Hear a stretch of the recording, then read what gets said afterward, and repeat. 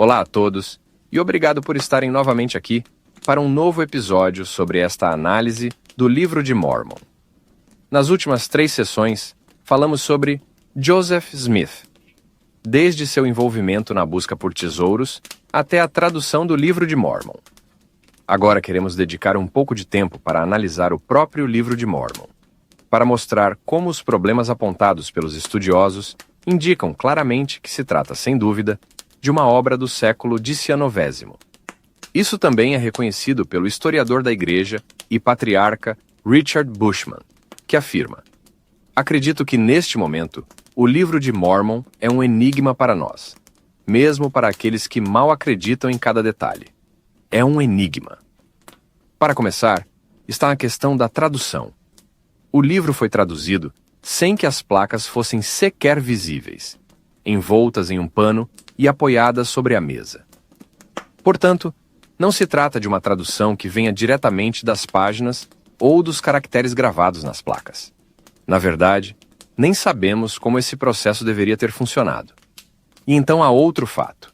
Em todo o texto, encontramos frases muito longas, que, se buscadas no Google, aparecem em obras escritas no século XIX. A teologia do Livro de Mórmon reflete em grande parte justamente a do século XIX, e se lê como uma compreensão desse século da Bíblia hebraica, entendida como Antigo Testamento. Cristo aparece em toda parte, assim como os protestantes da época viam Cristo em cada parte do Antigo Testamento. É por isso que hoje a chamamos de Bíblia hebraica, porque os judeus nunca a leram dessa maneira. Todos esses são problemas que devemos enfrentar. Richard Bushman diz isso em uma entrevista publicada pelo Mormon Discussions. Antes de entrar no conteúdo do Livro de Mórmon, como o conhecemos hoje, é importante contar o episódio das 116 páginas perdidas e refletir sobre o que isso nos revela, não apenas em relação ao livro em si, mas também quanto à credibilidade e confiabilidade de Joseph Smith como profeta de Deus. Como já foi mencionado na sessão anterior sobre a tradução, quando Joseph Smith começou a traduzir o Livro de Mórmon, Martin Harris quis mostrar o manuscrito para sua esposa Lucy, numa tentativa de acalmar seus temores. Ela estava convencida de que Joseph Smith o estava enganando para obter dinheiro.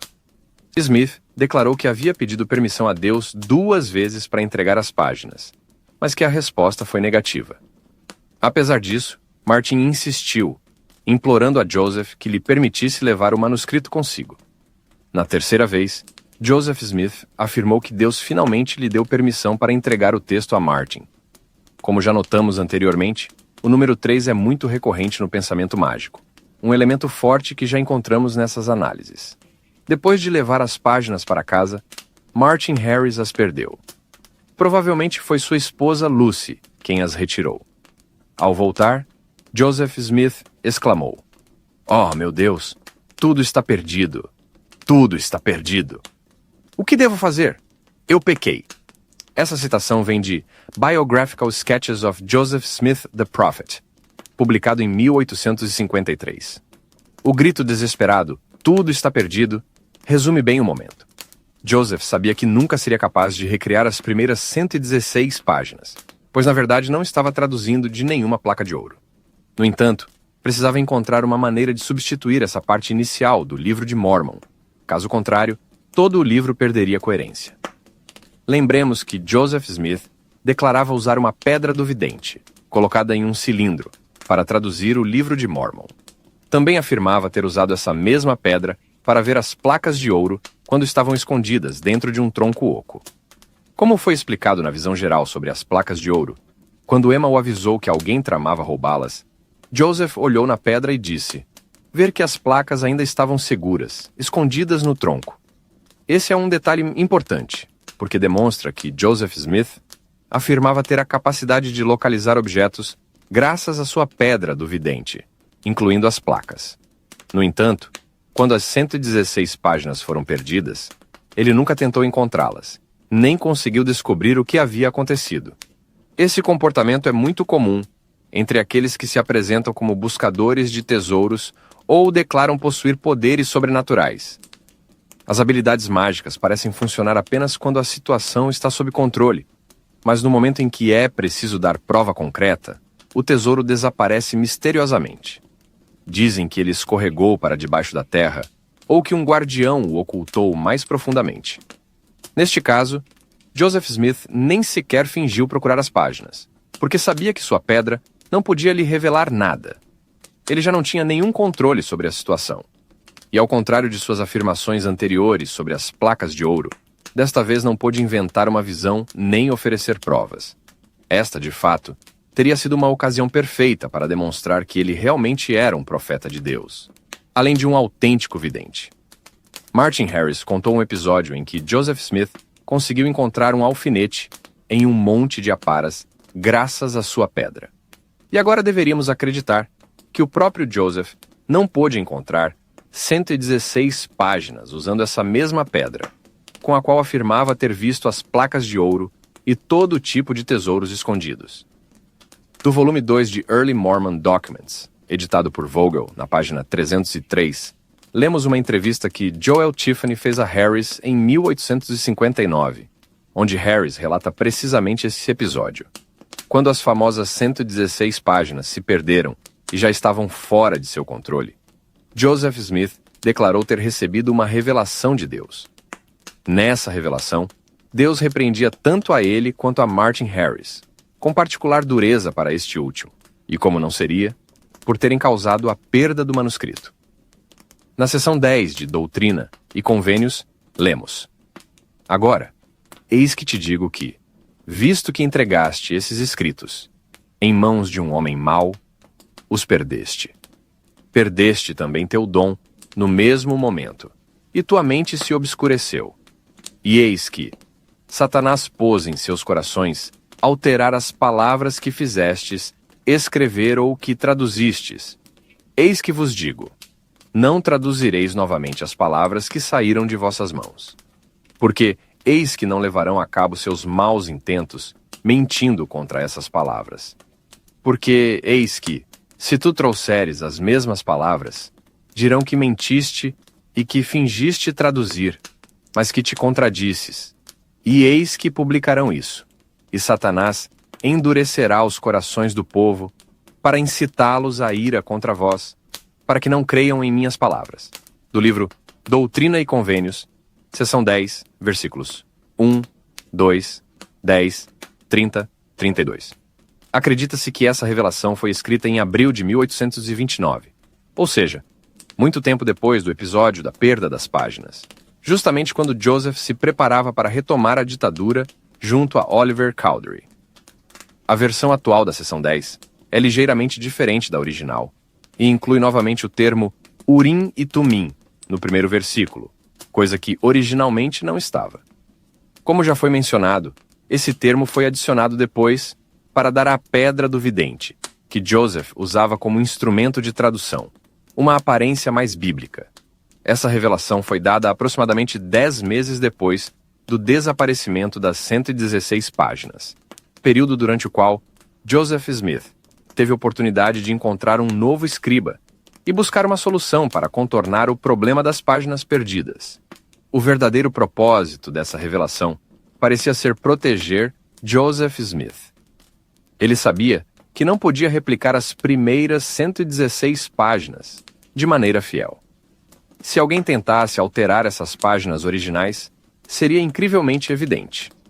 Não havia recursos, naquele momento, para recriar uma página manuscrita completa modificada, especialmente na caligrafia de Emma Smith, ou de qualquer outro escriba usado, como Martin Harris.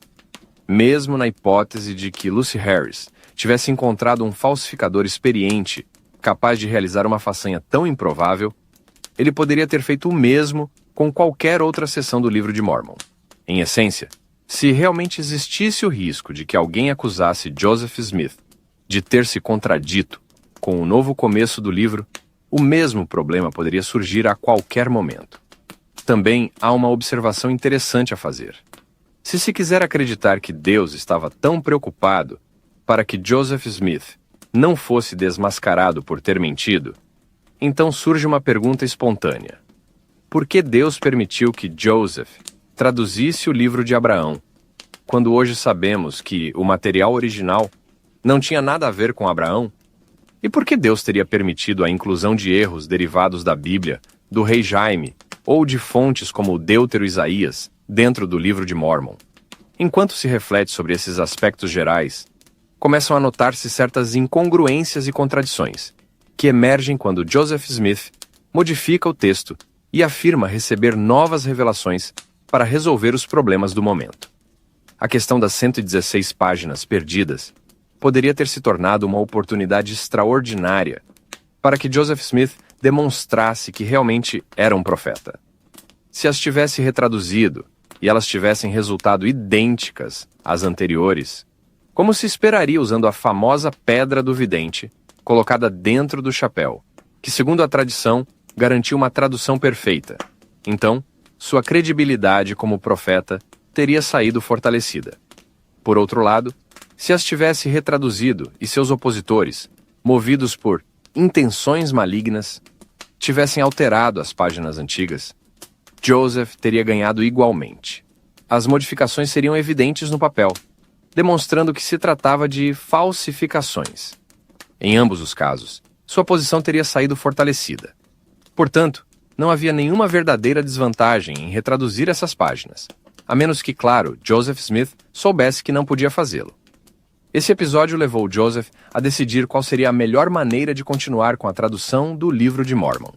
E é precisamente por essa razão que se torna tão importante compreender a ordem em que foi ditado o conteúdo do livro. Considerando que Joseph Smith preservou o texto substituto das 116 páginas perdidas somente após ter completado o restante do livro de Mórmon, isso lhe permitiu escrever o começo do livro, já conhecendo sua conclusão. Mais adiante, entraremos em detalhes sobre a história das chamadas pequenas placas, mas, por enquanto, continuaremos a chamá-las assim, pois é o termo usado pela Igreja. Em muitos aspectos, as pequenas placas, que substituíram as 116 páginas perdidas, funcionam quase como um epílogo do livro de Mórmon, e por essa razão, contém algumas pistas que sugerem que foram escritas depois do restante do texto. Alguns dos melhores exemplos a esse respeito nos vêm de Brent Metcalfe, um ex-membro da Igreja e estudioso do mormonismo.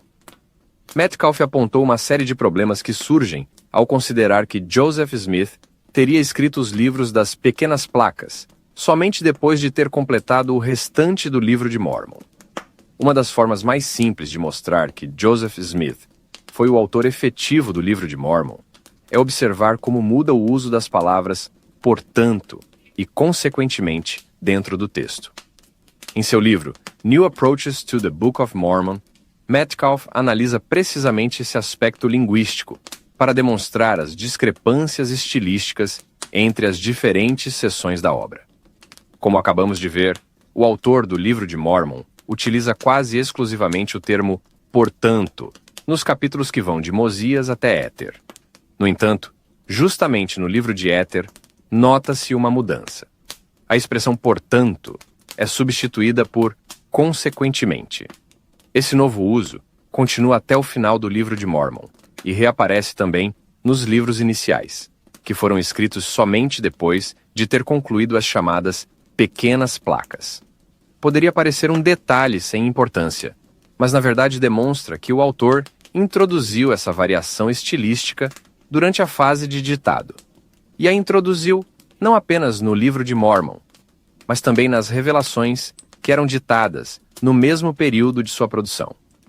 Naturalmente, isso por si só não representa uma prova definitiva contra Joseph Smith, mas constitui outra pista, uma espécie de impressão digital, que sugere que Joseph Smith poderia ser o autor real do texto.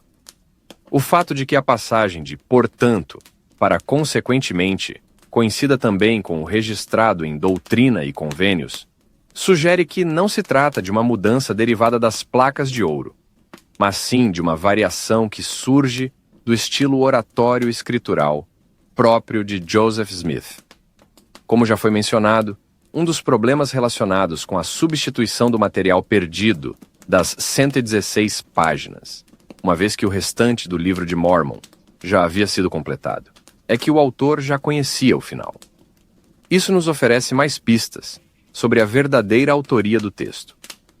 Brent Metcalfe observa que a data de nascimento de Jesus é conhecida pelos primeiros profetas graças às pequenas placas, mas parece ignorada pelos profetas posteriores, que de qualquer forma teriam tido acesso aos mesmos anais de Leí e Nefi.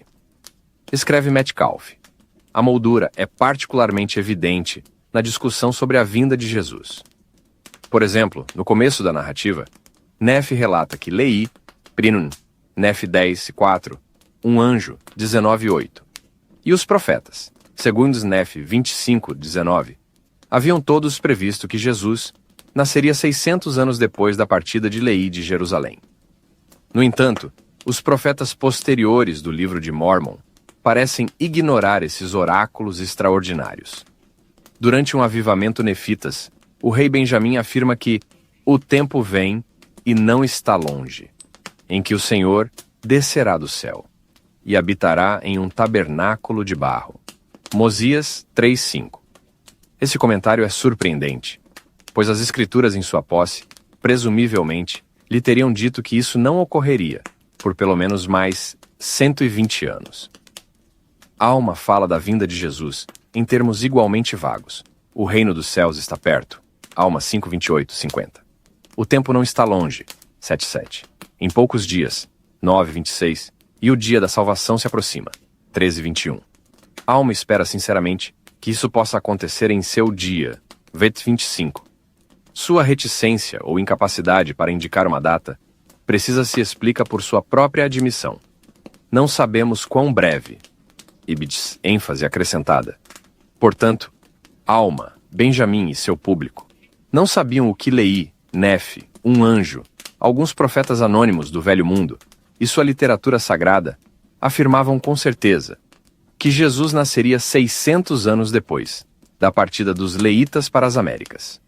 Quando Samuel, o Lamanita, entra em cena mais tarde, em contraste com a imprecisão de Benjamim e Alma, ele afirma com ousadia: porque vem outros 5 anos. Depois vem o Filho de Deus. Elamã 14:2. Não há indícios de que Samuel esteja simplesmente repetindo as palavras inspiradas de seus antepassados, Leí e Nefi, ou de outros profetas, incluindo um anjo.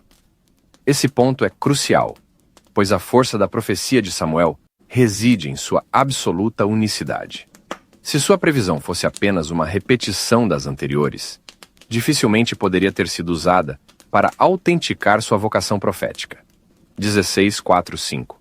Quando os seguidores de Samuel são condenados à morte antes do nascimento de Jesus, é precisamente porque sua profecia não parecia crível, e não há menção de Leí ou Nefi, 3 Nefi 1:5. A moldura é evidente.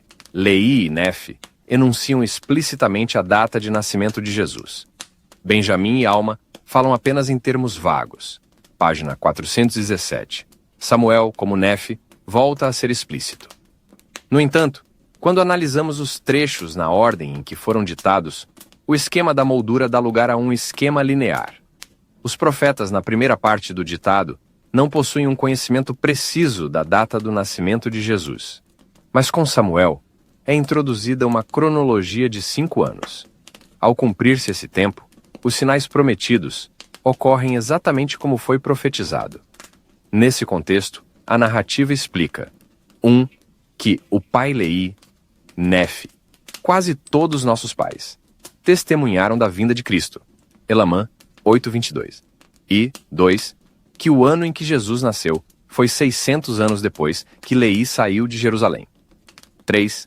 Nefi 1:1. Trechos como esses prepararam o terreno para a fase seguinte no desenvolvimento temático.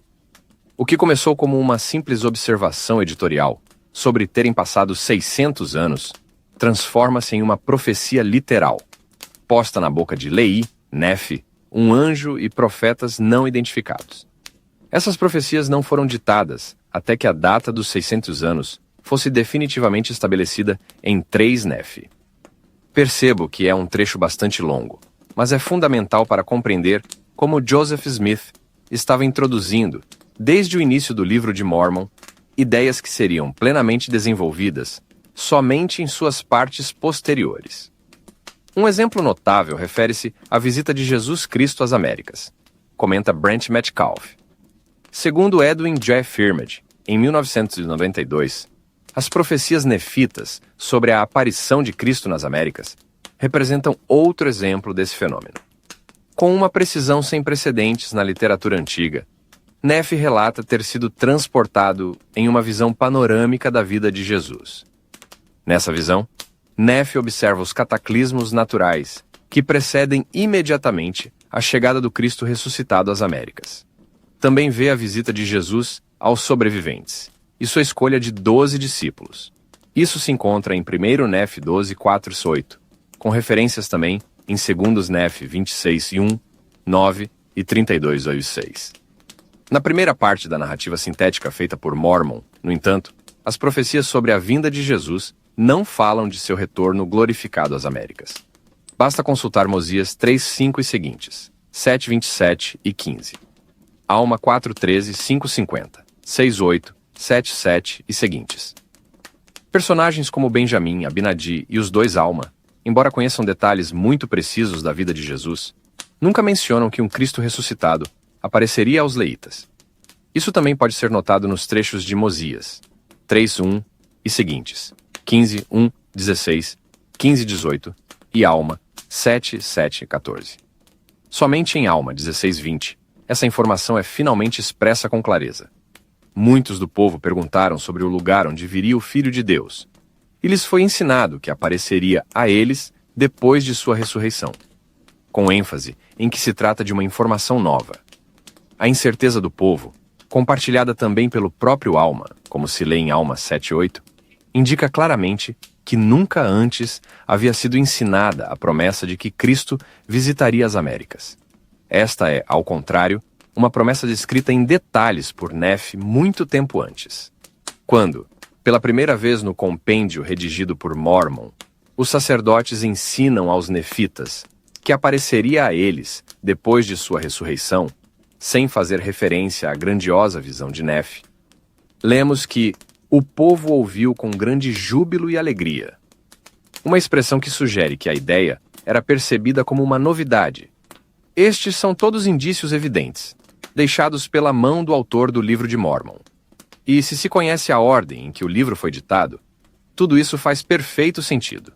No entanto, se lê o Livro de Mormon segundo a ordem em que foi publicado, tem-se a clara sensação de que os primeiros livros já conhecem o conteúdo da parte final, enquanto os livros intermediários parecem ignorar informações fundamentais. Este é um aspecto sumamente importante ao examinar a autenticidade do Livro de Mormon, porque esse tipo de discrepâncias dificilmente é conciliável com a ideia de que o livro seja um texto realmente antigo. Para aprofundar esses aspectos, recomendo enfaticamente a leitura dos escritos de Brent Metcalfe sobre a chamada Prioridade Mosias, que exploram com maior detalhe a cronologia do ditado do Livro de Mormon. Metcalfe aborda não apenas os pontos recém-citados, mas também uma série de outros problemas que derivam do fato de que Joseph Smith escreveu os livros das Pequenas Placas, somente depois de ter completado o restante do Livro de Mormon. Entre os problemas que surgem dessa sequência de escrita, encontramos uma passagem do batismo, entendido como gesto de arrependimento, para o batismo centrado na figura de Cristo. A introdução do conceito de denominações religiosas e divisões escatológicas relacionadas ao uso dos termos igreja e igrejas. A presença do profeta Malaquias entre os nefitas. E, finalmente, a alternância entre o uso do título Messias e o de Cristo no texto. Todos esses elementos nos ajudam não apenas a entender melhor a ordem em que foi escrito o Livro de Mormon, mas também revelam um fato essencial. Joseph Smith era o autor do livro e já conhecia o final da história quando começou a escrever seu início. Um aspecto muito importante da questão das 116 páginas perdidas é que, segundo o relato oficial, Deus já teria providenciado uma maneira de superar o problema, sabendo de antemão que Martin Harris acabaria perdendo o manuscrito. No manual da igreja, intitulado Vem, Segue-me, lemos de fato: com mais de 2.400 anos de antecedência, o Senhor se preparou para compensar as páginas perdidas do livro de Mórmon, conforme indicado em 1 Nefe 9. No entanto, a verdadeira história das chamadas pequenas placas é muito mais complexa e, de fato, contradiz essa afirmação contida no manual.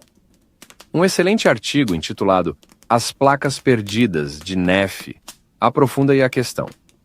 Segundo Brent Metcalfe, José Smith teria retomado a ditadura nos capítulos que hoje correspondem ao início do livro de Mosias. Parte desse material inicial teria sido incluída nas 116 páginas originais, mas não teria sido perdida. Para poder viver a experiência do livro de Mórmon, na mesma ordem em que foi ditado por Smith, deveríamos começar a lê-lo justamente a partir desse ponto. No primeiro capítulo de Mosias, são mencionadas duas séries de placas: as placas de bronze, trazidas de Jerusalém e que contêm muitos escritos do Antigo Testamento, e as placas de Nefe. É interessante notar que neste trecho fala-se apenas de uma série de placas de Nefe, sem especificar se são grandes ou pequenas. O rei Benjamim ordena a seus filhos que leiam ambas as séries, ressaltando que as placas de Nefe contêm os anais e ditos de nossos pais, desde o tempo em que deixaram Jerusalém até agora. Em outras palavras, as placas de Nefe são um relato em primeira pessoa, transmitido por gerações, ao longo de centenas de anos. O versículo 8 também oferece uma pista de que o que estamos lendo é uma redação, e não o texto original das placas de Nefe. Afirma-se de fato: o rei Benjamim ensinou muitas outras coisas a seus filhos, que não estão escritas neste livro. Até uma revelação recebida em maio de 1829 faz referência a esse ponto, indicando que o relato escrito até aquele momento era um resumo tomado das placas de Nefe. As palavras são: um relato daquelas coisas que vós escrevestes, que saíram de vossas mãos, está gravado nas placas de Nefe. Sim, e lembrai-vos que nesses escritos dizia-se que um relato mais detalhado dessas coisas foi dado nas placas de Nefe. Embora o nome do redator e a natureza de seu trabalho não sejam esclarecidos até muito mais adiante no texto, a partir desse ponto em diante, o relato é comumente referido como as Placas de Mórmon, tendo em conta que se trata, em essência, de uma redação baseada em uma única série de placas, conhecidas como Placas de Nefe. A ideia de um relato que se atualiza e transmite de geração em geração se repete em várias partes do volume. Hoje, no entanto, os membros de A Igreja de Jesus Cristo dos Santos dos Últimos Dias tendem a descrever não uma, mas duas séries distintas de placas de Nefe, além das placas de Mórmon. Essa distinção é feita, por exemplo, na breve explicação sobre o livro de Mórmon, presente no início da edição oficial. É interessante, porém, notar que do livro de Mosias até o de Moroni não há nenhuma menção a uma segunda série de placas de Nefe. Elas são sempre indicadas como se fossem um volume único. Essa observação é fundamental, porque segue a ordem real da ditadura do livro de Mórmon. Em outras palavras, as pequenas placas não são mencionadas até o momento em que se torna necessário substituir o texto das 116 páginas perdidas. Isso sugere que José Smith, pelo menos inicialmente, ainda esperava poder recuperar as páginas extraviadas ou que não havia decidido como substituí-las até ser obrigado a fazê-lo. Um aspecto frequentemente negligenciado na história das pequenas placas é que, contrariamente ao que se ensina comumente hoje, José Smith não recebeu um mandato divino explícito para traduzir uma segunda série de placas. Essa é uma ideia difundida, mas não respaldada pelo que realmente está escrito na revelação contida em Doutrina e Convênios 10. Muitos manuais da Igreja, por exemplo, declaram que o Senhor mandou José Smith a não traduzir novamente as 116 páginas perdidas, mas sim traduzir as informações contidas, nas pequenas placas de Nefe. Alguns textos afirmam explicitamente que a tradução das pequenas placas foi ordenada para substituir essas páginas faltantes. Também numerosos estudiosos e apologistas fiéis repetiram essa interpretação. No entanto, o texto da revelação em Doutrina e Convênios nunca menciona a existência de pequenas placas. Apenas se faz referência a duas fontes: as placas de Nefe e seu compêndio, ou seja, as placas de Mormon. Se observarmos atentamente as instruções que José Smith recebe, notamos algo interessante. O texto diz: um relato daquelas coisas que vós escrevestes, que saíram de vossas mãos, está gravado nas placas de Nefe. Sim, e lembrai-vos que nesses escritos dizia-se que um relato mais detalhado dessas coisas havia sido dado nas placas de Nefe. Porque esse relato é mais detalhado quanto às coisas que, em minha sabedoria, quero que o povo conheça, vós traduzireis as inscrições que estão nas placas de Nefe, até chegar ao reino do rei Benjamim, ou até o ponto em que havíeis chegado com a tradução anterior. Eis que publicareis este texto como a história de Nefe. As 116 páginas continham apenas uma parte, ou um compêndio, do relato de Nefe. Há muitas outras coisas gravadas nas placas de Nefe que esclarecem ainda mais meu evangelho. Portanto, é minha vontade que traduzais esta primeira parte das inscrições de Nefe e continueis esta obra. DC 10. ênfase acrescentada. Portanto, a José não é pedido que traduza uma segunda série de placas. Disse, em vez disso, que retome a tradução das placas de Nefe, as originais. Esse fato é evidente por pelo menos 3 razões. Primeiro, as instruções especificam que José deverá traduzir até o reino do rei Benjamim, ou até o ponto em que a tradução anterior foi interrompida. Esse detalhe sugere que as placas a que se refere vão além do reino de Benjamim. As chamadas pequenas placas terminam justamente com o rei Benjamim e já estão reproduzidas na íntegra no atual livro de Mormon. Portanto, o texto de Doutrina e Convênios não pode referir-se a essas. Segundo, Smith é convidado a lembrar um trecho traduzido anteriormente em que se mencionava um relato mais detalhado contido nas placas de Nefe. No entanto, sabemos pelas palavras de Mormon que Mormon nem sequer conhecia a existência das pequenas placas quando escreveu esse segmento. Ele as descobriu por acaso, justamente perto do ponto onde Smith depois retomaria a ditadura. Da mesma forma, Smith não poderia lembrar uma referência a essas placas se elas ainda não haviam sido traduzidas nem sequer conhecidas. Terceiro, e talvez o mais importante, a revelação vincula diretamente a informação contida nas 116 páginas perdidas com o compêndio das grandes placas de Nefe. Disse claramente que o que foi perdido representava apenas uma parte do relato, um resumo, e que José agora deveria fornecer uma versão mais extensa. Essa versão ampliada não é uma segunda série paralela, mas outra seção das mesmas placas de Nefe. Em resumo, o que hoje se ensina nos manuais oficiais e repetem muitos membros devotos, isto é, que Deus havia previsto desde o início uma segunda série de placas para usar em caso de perda das primeiras, não corresponde ao conteúdo original da revelação dada a José Smith. O mandato foi simplesmente retomar a tradução das mesmas placas de Nefe, não de outra cópia redundante. A revelação contida em Doutrina e Convênios 10 fica muito mais clara se não se aplicar retroativamente à interpretação atual da Igreja em relação às pequenas placas.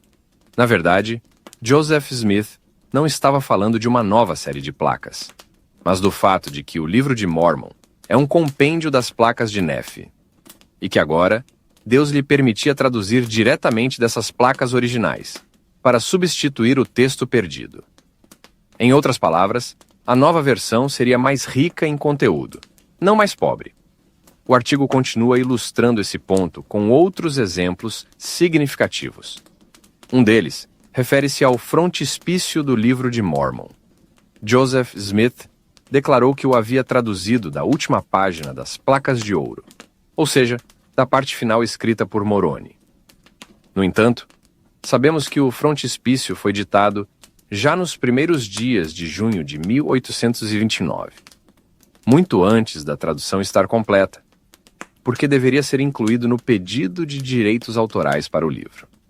Nesse texto, só são mencionadas as placas de Nephi, indicadas mais uma vez como a fonte do compêndio de Mormon. Também há referência ao compêndio do livro de Éter, mas não se fala em absoluto das pequenas placas. Esse detalhe confirma a ideia central do artigo. Joseph Smith ainda não havia concebido a existência das pequenas placas quando começou a tradução. Elas surgem apenas quando se torna necessário substituir as 116 páginas extraviadas. E é significativo que essa ideia apareça somente a partir de Prin Nephi, ou seja, depois que Smith já havia ditado os livros de Mosias até Moroni. Nesse ponto do texto, Nephi descreve seus anais como um compêndio das crônicas de seu pai. Mais adiante, especifica que essas novas placas não são aquelas em que havia registrado detalhadamente a história de seu povo. Pelo contrário, chama de Placas de Nephi, o volume mais extenso e completo. Esta é também a primeira vez que distingue as placas grandes, de natureza mais histórica e laica, das menores, de conteúdo espiritual. Mas nessa passagem, as pequenas placas ainda não têm um nome preciso, o que confirma ainda mais que no pensamento de Nephi, as placas de Nephi não se referem àquelas pequenas. Em 1 Nephi 19, essa distinção é reafirmada. Nephi explica que as placas grandes deveriam ser transmitidas de geração em geração, e acrescenta que as pequenas haviam sido preparadas para fins sábios conhecidos somente pelo Senhor. Uma alusão velada, talvez, ao fato de que essas placas haviam sido dispostas com muita antecedência para compensar, algum dia, a perda do manuscrito original. Esse detalhe é crucial, porque demonstra duas coisas. Por um lado, que as pequenas placas não eram conhecidas pelos profetas posteriores, o que significa que não faziam parte do cânon original. Por outro lado, que Joseph Smith as incorporou ao texto somente posteriormente, quase como se por um momento se dirigisse diretamente ao leitor. Como um personagem de The Office que lança um rápido olhar para a câmera, Smith parece querer fazer cúmplice o público do processo criativo, consciente do momento em que a narrativa toma um rumo inesperado para resolver um problema real e contingente. Voltando ao artigo, essa segunda série de placas é chamada inicialmente de pequenas placas, em Jacó 1:1. Mas nesse contexto ainda não são definidas como placas de Nephi ou pequenas placas de Nephi. Na verdade, o primeiro e único nome próprio atribuído a essas placas é placas de Jacó. É improvável que se trate de um erro, como se quisesse dizer livro de Jacó, porque a descrição faz claramente referência à realização física das placas. Ao contrário da natureza singular das placas de Nephi, que são usadas desde Mosias até Moroni e às vezes citadas junto com as placas de bronze, mas nunca em relação às pequenas placas. Nas páginas que vão de 1 Nephi até Palavras de Mormon, as placas grandes e as pequenas são quase sempre distinguidas uma da outra. Esse esquema se estende a múltiplos autores, entre eles Nephi, Jacó, Jarom, Abinadi e Mormon.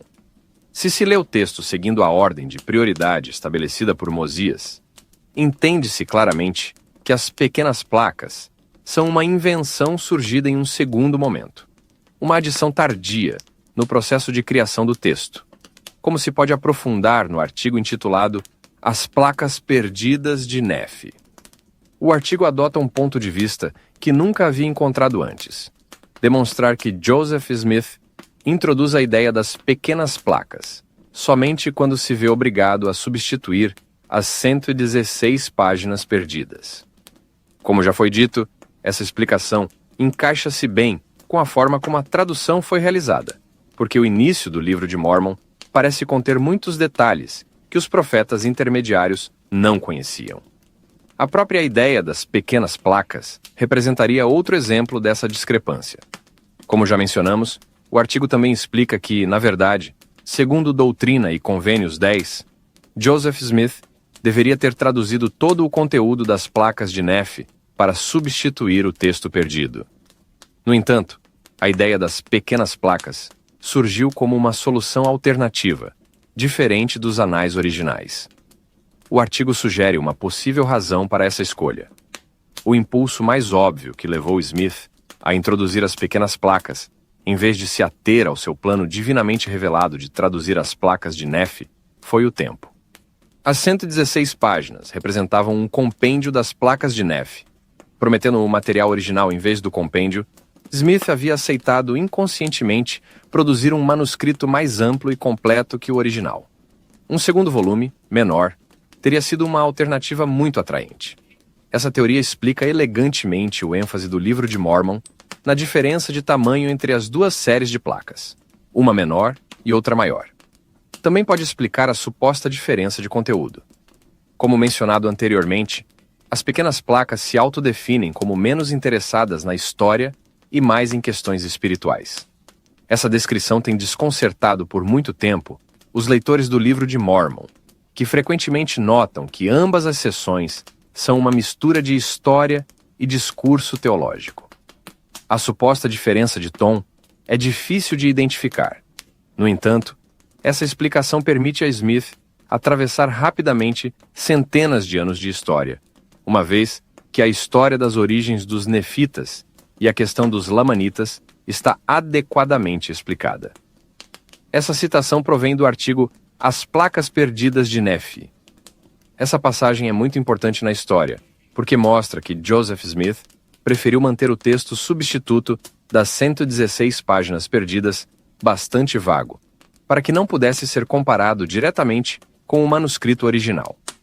Isso era necessário porque a ameaça de que Lucy Harris ou alguém mais pudesse ainda possuir as páginas perdidas pesava sobre Smith. Daqui surge uma reflexão sobre o que realmente continha o texto substituto das 116 páginas. A incapacidade de Joseph Smith para retraduzir as 116 páginas perdidas representa um enorme problema para a credibilidade do Livro de Mormon. Mas a situação piora ainda mais quando se lê o texto substituto e se percebe o quanto Joseph Smith se esforçou para não revelar nenhum detalhe específico. Os Tanner escreveram um artigo muito profundo sobre esse assunto, intitulado Um Buraco Negro no Livro de Mormon, no qual documentam até que ponto Joseph Smith evitou se contradizer desde as primeiras 116 páginas, que cobrem aproximadamente 400 anos da história dos nefitas e lamanitas. Gostaria de destacar alguns pontos importantes desse artigo, que mostram o quão cuidadoso Joseph Smith foi para não fornecer detalhes precisos no texto substituto. Joseph Smith, que se presume ser o autor do Livro de Mormon, esforça-se especialmente para fazer entender que as pequenas placas não tinham o propósito de fornecer muita informação. Jacó, de fato, escreve que devia escrever nessas placas algumas das coisas que considerava mais valiosas, que não devia tocar, salvo ligeiramente, na história desse povo chamado povo de Nefe. Disse que a história de seu povo estaria gravada em suas outras placas. Pode parecer estranho para um relato dedicado ao seu povo, mas essa escolha faz sentido se compreendermos que Joseph Smith deve explicar por que as histórias presentes não coincidem com as originais que se perderam e com o material que está usando como substituto. No primeiro livro de Nefe, de fato, são nomeados apenas 11 personagens, e no segundo livro não aparece nenhum outro nome. No entanto, Joseph Smith cita 10 personagens do Antigo Testamento pelo nome e chega até a falar profeticamente de Jesus cerca de 600 anos antes de seu nascimento, afirmando saber que o nome do apóstolo do Cordeiro era João. 1 Nefe 14:27. Ele faz todo o possível para evitar revelar os nomes dos membros da família extensa, provavelmente porque não podia lembrá-los, e sabia que poderiam ser facilmente desmascarados. Como se lê em Nefe 4:3-8-9. Meu pai chamou os filhos de Lamã, seus filhos e filhas, e lhes disse: Eis aqui meus filhos e filhas do meu primogênito. Depois que meu pai terminou de falar, fez trazer diante de si os filhos e filhas de Lemuel. Falou-lhes, dizendo: Eis aqui meus filhos e filhas, que são os filhos e filhas do meu segundo filho. Também Nefe casou-se com uma das filhas de Ismael, mas nunca nos é dito seu nome.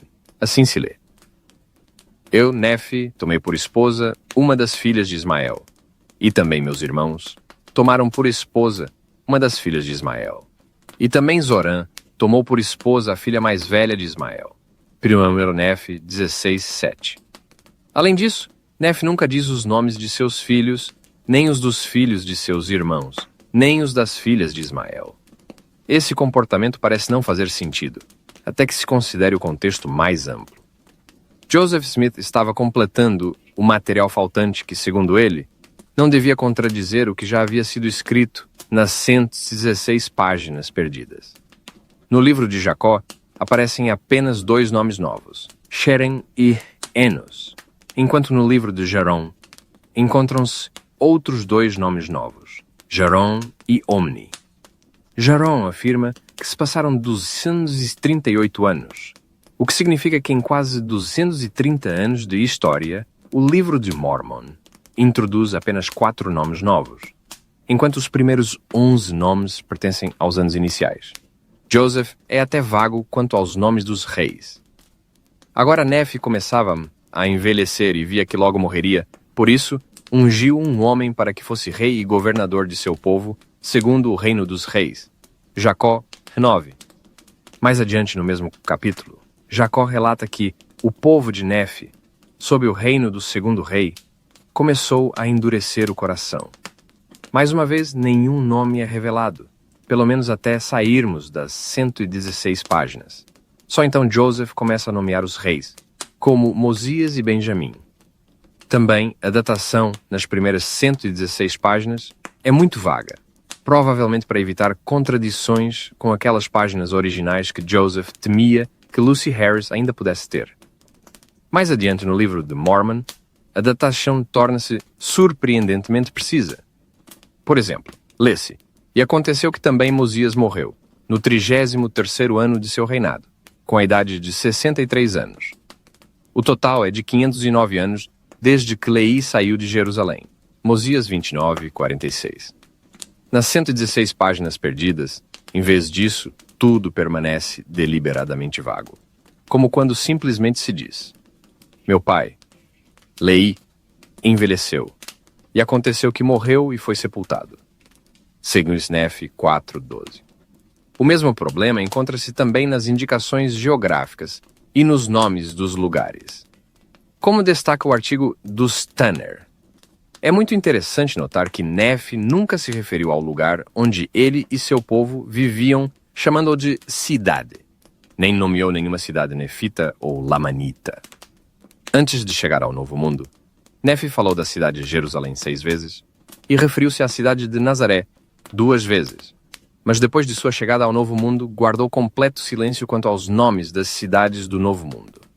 De fato, nenhum dos outros escritores que seguiram Nefe durante o período do Buraco Negro mencionou o nome de nenhuma cidade. Mosias 7:1 é a primeira vez que encontramos o nome de uma cidade. O rei Mosias desejava saber algo acerca do povo que havia subido para habitar na terra de Leinefe, ou na cidade de Leinefe. Depois há outros problemas, como guerras não registradas, material de enchimento, o uso de longas sessões de Isaías. 13 capítulos de Isaías em Tigons Nefe, retirados da Bíblia do rei Jaime. Em vez de uma narrativa histórica real, ou informações concretas sobre os povos a que se referem as placas. Recomendo fortemente a quem estiver interessado ler o artigo dos Tanner, facilmente acessível online. Ele oferece um panorama muito mais claro e completo sobre como Joseph Smith reescreveu as 116 páginas de forma tão vaga para evitar ser desmascarado como um impostor, caso Lucy Harris realmente tivesse conservado o manuscrito original. Um estudo atento das 116 páginas reescritas do livro de Mormon, inserido no contexto da situação que Joseph Smith vivia naquele período, nos conduz a uma conclusão muito clara sobre o que realmente estava acontecendo. Como já destaquei, essas páginas representam uma impressão digital a mais de Joseph Smith dentro do livro de Mormon, especialmente se compararmos a vaguidade do texto substituto com a precisão que emerge no restante do livro. A perda das 116 páginas teria oferecido a Joseph Smith duas oportunidades extraordinárias para demonstrar que era um profeta de Deus. Ele poderia ter usado sua pedra do vidente para localizar e recuperar o manuscrito perdido, assim como contou que encontrou as placas de ouro e outros tesouros ocultos. Ou poderia simplesmente ter reproduzido fielmente essas páginas, fornecendo assim uma prova inequívoca ao mundo da natureza divina de sua tradução. Os relatos da tradução nos dizem que Joseph lia diretamente da pedra do vidente, o que significa que a retradução das 116 páginas teria sido perfeitamente idêntica se realmente viesse de um documento antigo. Não haveria risco de erros ou discrepâncias em nomes, lugares ou datas. Isso teria representado uma prova fácil de superar. Em vez disso, Joseph Smith afirmou ter recebido uma revelação para resolver a situação. Porque, como já foi mencionado, os buscadores de tesouros que se apoiam na magia são eficazes apenas quando mantêm o controle completo da situação. Quando perdeu o controle devido ao desaparecimento das páginas, invocou uma revelação que lhe permitisse adaptar uma segunda série de placas à narrativa, para que coincidissem exatamente com a linha do tempo das páginas perdidas. Se se lê o capítulo 10 de Doutrina e Convênios, pode-se ver Joseph refletindo sobre esse processo, e os estudiosos o usam para explicar como Joseph Smith criou o Livro de Mormon e como podia falar com a suposta voz de Deus. Já é problemático em si mesmo que Joseph Smith afirme em uma revelação que pessoas malvadas teriam alterado as 116 páginas, dado que teria sido evidente para todos se alguém tivesse tentado falsificar um documento. Mas o texto em si demonstra que o autor do Livro de Mormon já conhecia o final da história quando escreveu os livros das pequenas placas. A revelação contida em Doutrina e Convênios 10 não faz sentido se considerada sem um ponto de vista de fé. Joseph Smith diz que Deus lhe teria dito: "E eis que tu a publicarás como a história de Nefi, e assim confundirei os que alteraram minhas palavras." Nunca houve nenhuma prova de que alguém tivesse alterado as palavras até aquele momento, mas Joseph sabe imediatamente que, se começasse a retraduzir as 116 páginas, correria o risco de ser desmascarado. Essa revelação é a manifestação de uma profunda insegurança de Joseph Smith. Ele não podia substituir o texto sem ser descoberto. À medida que continuarmos com a análise geral do Livro de Mormon, continuaremos atacando as impressões digitais deixadas por Joseph Smith no texto. Considerando a obra em seu conjunto, torna-se simplesmente inevitável reconhecer o Livro de Mormon como um produto do século XIX. Obrigado mais uma vez por me acompanhar até o fim, um abraço e até a próxima.